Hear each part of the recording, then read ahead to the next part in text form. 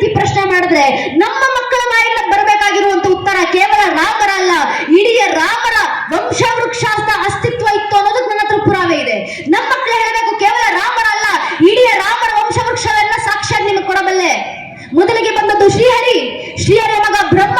ಬ್ರಹ್ಮನ ಮಗ ಮರೀಚಿ, ಮರೀಚಿಯ ಮಗ ಕಶ್ಯಪ, ಕಶ್ಯಪನ ಮಗ ಸೂರ್ಯ, ಸೂರ್ಯನ ಮಗ ಮನು, ಮನುವಿನ ಮಗ ಇಕ್ಷ್ವಾಕು, ಇಕ್ಷ್ವಾಕುವಿನ ಮಗ ಕುಕ್ಷಿ, ಕುಕ್ಷಿಯ ಮಗ ವಿಕುಕ್ಷಿ, ವಿಕುಕ್ಷಿಯ ಮಗ ಬಾಣ, ಬಾಣನ ಮಗ ಅನರಾರಣ್ಯ, ಅನರಾರಣ್ಯನ ಮಗ ಭೃದು, ಭೃದುವಿನ ಮಗ ತ್ರಿಶಂಕು, ತ್ರಿಶಂಕುವಿನ ಮಗ ದುಂಡುಮಾರ, ದುಂಡುಮಾರನ ಮಗ ಮಾಂಧಾತ, ಮಾಂಧಾತನ ಮಗ ಸುಸಂಧಿ, ಸುಸಂಧಿಯ ಮಗ ಧ್ರುವಸಂಧಿ, ಧ್ರುವಸಂಧಿಯ ಮಗ ಭರತ, ಭರತನ ಮಗ ಅಶೀತ, ಅಶೀತನ ಮಗ ಸಗರ, ಸಗರನ ಮಗ ಅಸಮಂಜಸ, ಅಸಮಂಜಸನ ಮಗ ಅಂಶುಮಂತ, ಅಂಶುಮಂತನ ಮಗ ದಿಲೀಪ, ದಿಲೀಪನ ಮಗ ಭಗೀರಥ, ಭಗೀರಥನ ಮಗ ಕುಕುತ್ಸು, ಕುಕುತ್ಸುವಿನ ಮಗ ರಘು, ರಘುವಿನ ಮಗ ಪ್ರಬೃದ್ಧ, ಪ್ರಬೃದ್ಧನ ಮಗ ಶಶಂಕು, ಶಶಂಕುವಿನ ಮಗ ಸುದರ್ಶನ, ಸುದರ್ಶನನ ಮಗ ಅಗ್ನಿವರ್ಣ, ಅಗ್ನಿವರ್ಣನ ಮಗ ಶಿಖರವೇದ, ಶಿಖರವೇದನ ಮಗ ಮರು, ಮರುವಿನ ಮಗ ಪ್ರಶೀಷಕ, ಪ್ರಶೀಷಕನ ಮಗ ಅಂಬರೀಷ, ಅಂಬರೀಷನ ಮಗ ನಘೂಷ, ನಘೂಷನ ಮಗ ಯಯಾತಿ, ಯಯಾತಿ